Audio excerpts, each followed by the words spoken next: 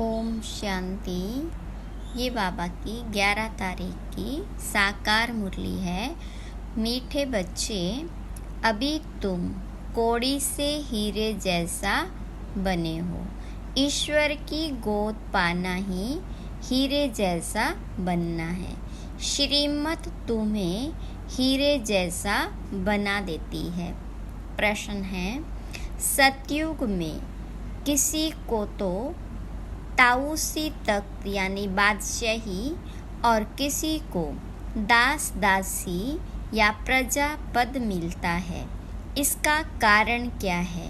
तो बाबा ने कहा, सतयुग में ताऊसी तख्त उन्हें मिलता है जो संगम पर ज्ञान सागर की पढ़ाई को अच्छी रीति पढ़ते हैं और धारण करते हैं। ज्ञान रत्नों का दान कर बहुतों को आप समान बनाते हैं। और जो गफलत करते, देह अभिमान में आकर हंगामे मचाते, उन्हें प्रजापद मिल जाता है। पढ़ाई पर ध्यान न देने वाले ही दास दासी बन जाते हैं। ओम शांति। कौड़ी से हीरे जैसा बनने वाले सीखी लदे पुरुषार्थी बच्चे यह जानते हैं कि माया का तूफान लगता है। बच्चे कौड़ी से हीरे जैसा बनने का पुरुषार्थ करते हैं, परंतु श्रीमत पर न चलने के कारण फिर से माया का तूफान लगने से ज्योत बुझ जाती है। इस पर भी गीत है। बच्चों को अब मालूम पड़ा है कि हम जो पूज्य देवी देवता थे, यह आत्मा सुनती है। बेहद के मोस्ट विलबेट बाप द्वारा उनकी यह महिमा गाई जाती है। वह ऊंचते ऊंच भगवान है।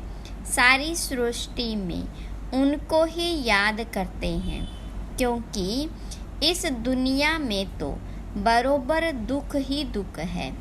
ऐसा मत समझो कि सब मनुष्य बेसमझ है। समझते भी हैं कि प्राचीन भारत बहुत ऊंच था और सभी खंड अथवा धर्म थे नहीं, इसलिए भारत को प्राचीन कहते हैं। इतना समझते हैं, परंतु वह कैसे हुआ, कब हुआ?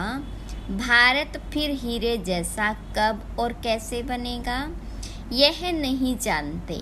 अभी तुम बच्चे सन्मुख बैठे हो और जो परदेश अर्थात बाहर सेंटर पर रहते हैं, वह भी सुनते हैं। हीरे जैसा बनाने वाला बेहद का बाबा कहते हैं, यह तुम्हारा अंतिम ईश्वरीय जन्म है। जबकि भगवान बैठ हीरे जैसा बनाने के लिए तुमको पढ़ाते हैं, तो ऐसे बाप का कितना न रिगार्ड रखना है। सत बाप, सत टीचर, सत गुरु का रिगार्ड रखा जाता है। बाबा कहते हैं, बच्चों को सुख देने वाला मैं ही हूँ।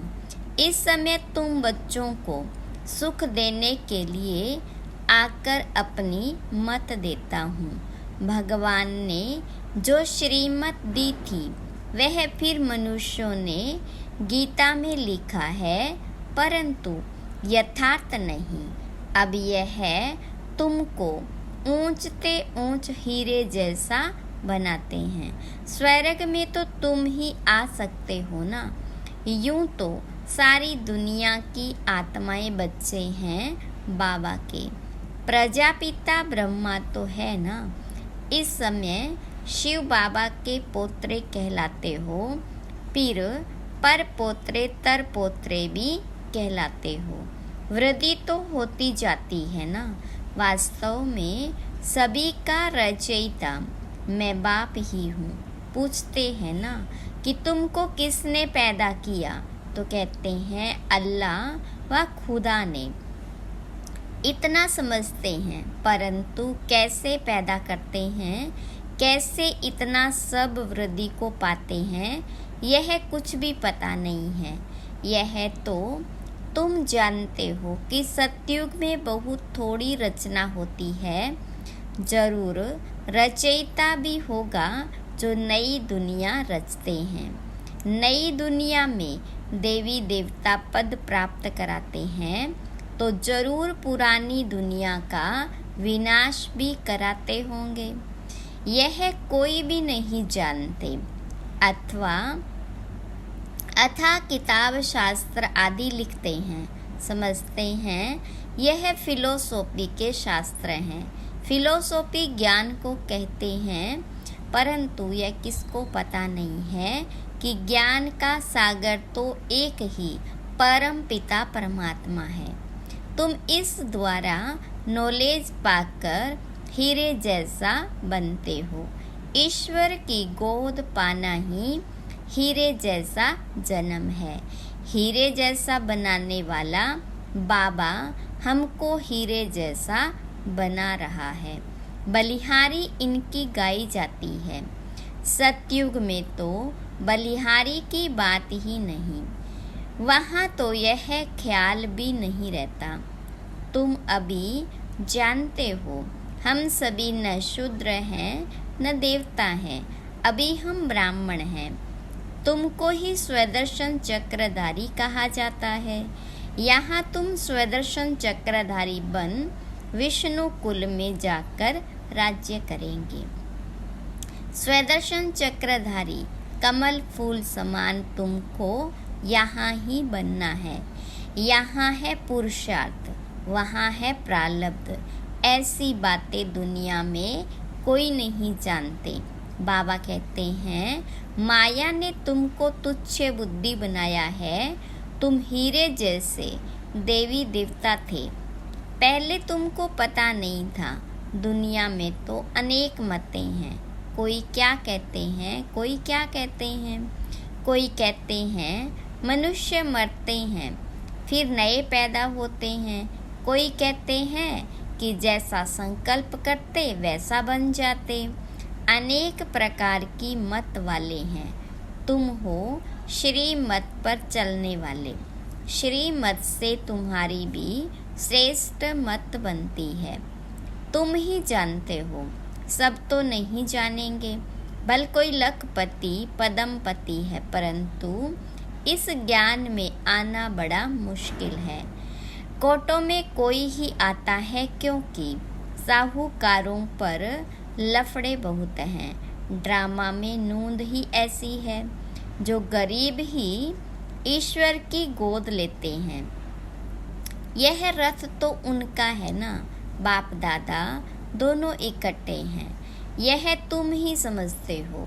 निराकार भगवान को अपना शरीर नहीं है, तो जरूर लोन पर शरीर लेना पड़े, तब तो भगवानुवाच होना। श्री कृष्ण भगवानुवाच हो नहीं सकता। उनको तो जट सब जान लेते हैं। यह है निराकार, इसलिए इनको कोई जानते नहीं। आजकल बहुत मनुष्य वेश बदलकर कृष्ण का रूप धारण करते हैं, पैसे कमाते हैं, सब माया के मुरीद बन गए हैं। अभी तुम ईश्वर के मुरीद बनते हो। कोई तो 100% ईश्वर के मुरीद बनते हैं, उनकी शरण ली है। बाकी सब माया रावण की शरण में फंसे हुए हैं।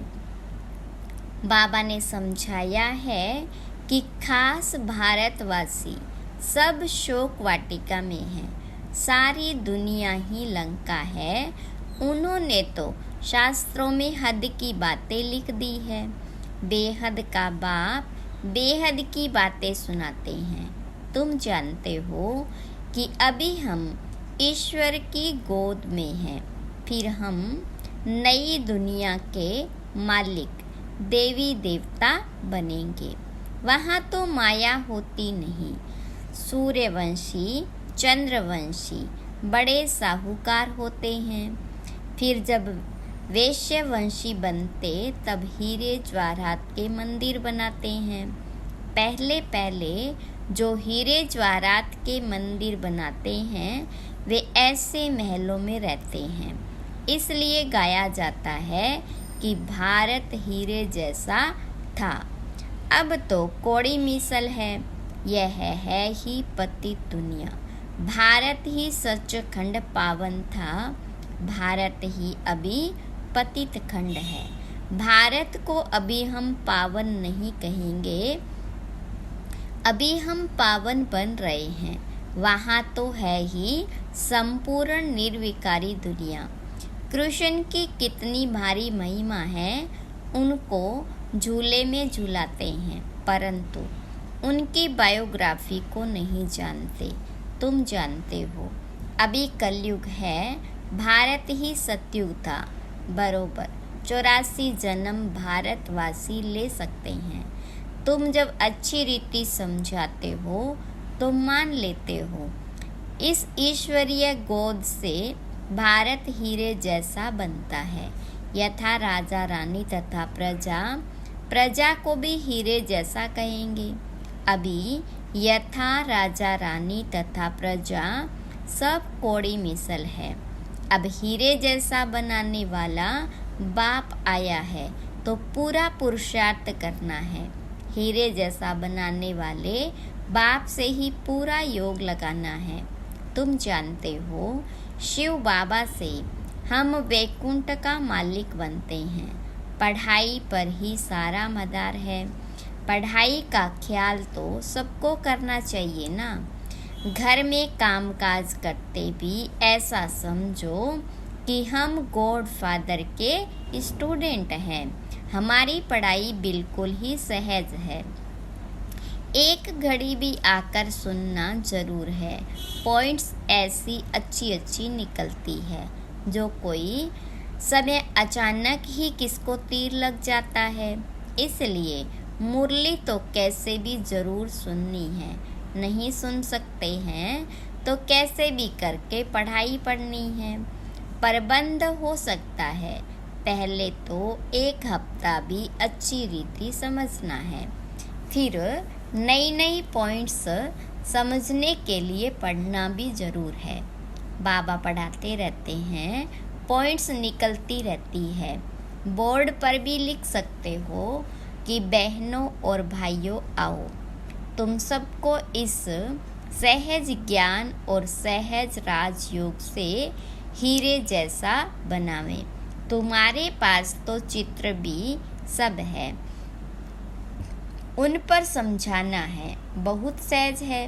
जैसे छोटे बच्चे को खिलौने दिखाकर बताया जाता है, पढ़ाते हैं, यह हाथी है, ऐसे ऐसे करता है, यह ऊंट है।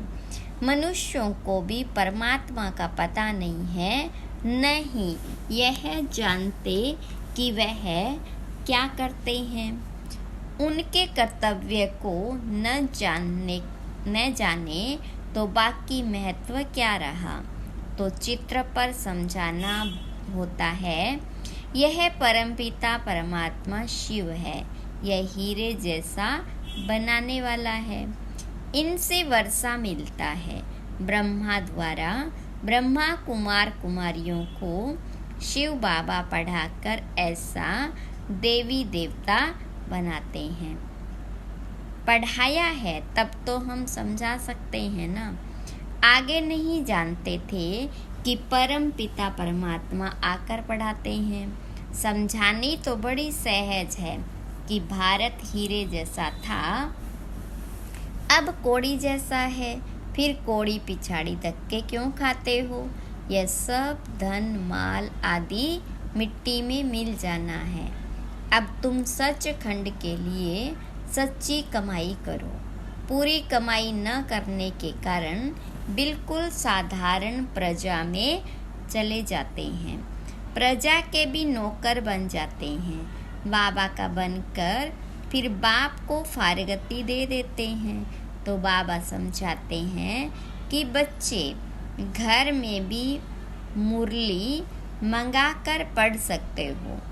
मुरली मिलती रहेगी, कहाँ भी हो तुमको पढ़ना ज़रूर है।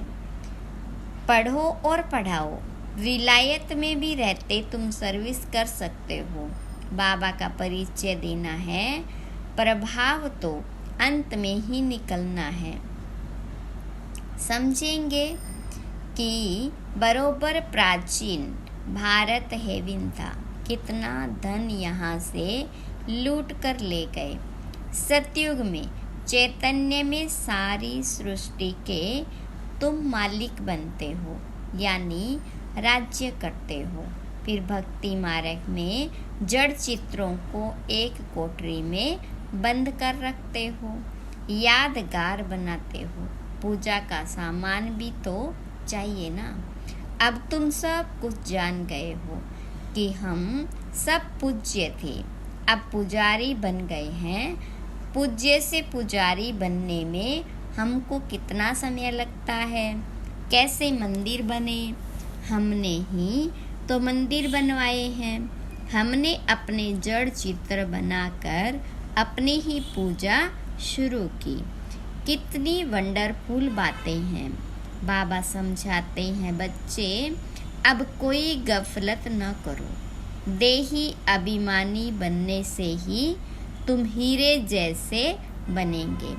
देह अभिमान में नहीं आना है। देह अभिमान में आकर बड़े बड़े हंगामे मचाते हैं तो अपनी भी सत्यानाश और औरों की भी सत्यानाश करते हैं। एक ही ज्ञान सागर से कोई तो पढ़कर ताऊसी तख्त पर बैठते हैं और कोई दास दासी। देखो, लक्ष्मी नारायण स्वर्ग के बादशाह थे, कितनी उनों की महिमा पूजा होती है, मंदिर बनाते हैं। अब तुम जानते हो कि हम फिर से सूर्यवंशी लक्ष्मी नारायण बन रहे हैं, फिर सूर्यवंशी से चंद्रवंशी में आएंगे। राजाई लेना कितना ऊंच पद है। पुरुषार्थ ऐसा करना और कराना है। अगर कराना नहीं जानते तो गोया पुरुषार्थ करना ही नहीं सीखे। आप समान नहीं बना सकते हो तो राजा रानी बन नहीं सकते। अविनाशी ज्ञान रत्नों का दान करना है। यह नशा बहुत थोड़ों को रहता है। देही अभिमानी हो रहने से खुशी का पारा चढ़ेगा। मम्मा बाबा को देखो, कितने ख्यालात रहते हैं। बाबा को तरस पड़ता है कि इस बच्ची को मार मिलती है तो कैसे बचाया जाए। एशलम देने में कितने हंगामे हैं। सर्वशक्तिवान शिव बाबा द्वारा भारत को हीरे जैसा बनने की लॉटरी मिलती है। यहाँ तुम सन्मुख सुनते हो, अच्छा लगता है। बाबा डोज चढ़ाते रहते हैं। बच्चों को कदम कदम श्रीमत पर चलना चाहिए। अच्छा, मीठे मीठे सिक्के लदे बच्चों प्रति माता पिता बाप दादा का याद प्यार और गुड मॉर्निंग। रूहानी बाप की रूहानी बच्चों को नमस्ते। रूहानी बच्चों की रूहानी बाप दादा को याद प्यार गुड मॉर्निंग और नमस्ते। धारणा के लिए मुख्य सार, पहली पॉइंट, सुख देने वाले बाप टीचर सतगुरु का रिगार्ड जरूर रखना है। उनकी मत पर चलना ही उनका रिगार्ड है। दूसरा पॉइंट, घर का कामकाज करते स्वयं को गॉड फादर का स्टूडेंट समझना है। पढ़ाई पर पूरा ध्यान देना है। मुरली मिस नहीं करनी है। सच खंड के लिए सच्ची कमाई करनी है। वरदान, पास्ट प्रेजेंट और फ्यूचर को जान। मायाजीत बनने वाले मास्टर त्रिकालदर्शी भव। विस्तार है, जो बच्चे तीनों कालों को जानते हैं वे कभी भी माया से हार नहीं खा सकते, क्योंकि वर्तमान क्या है और भविष्य में क्या होने वाला है दोनों ही त्रिकालदर्शी आत्मा की बुद्धि में स्पष्ट रहता है। क्या हूँ और क्या बनने वाला हूँ, वर्तमान और भविष्य दोनों का उन्हें नशा रहता है। उसी नशे की खुशी में उड़ते रहते हैं, इसलिए उनके पांव धरती से ऊंचे होते हैं। वह देह के संबंध, देह के पुराने पदार्थों की आकर्षण में नहीं आते। स्लोगन है, जिनके पास सरलता का गुण है उनके लिए संगठन में चलना बहुत सहज है। ओम शांति।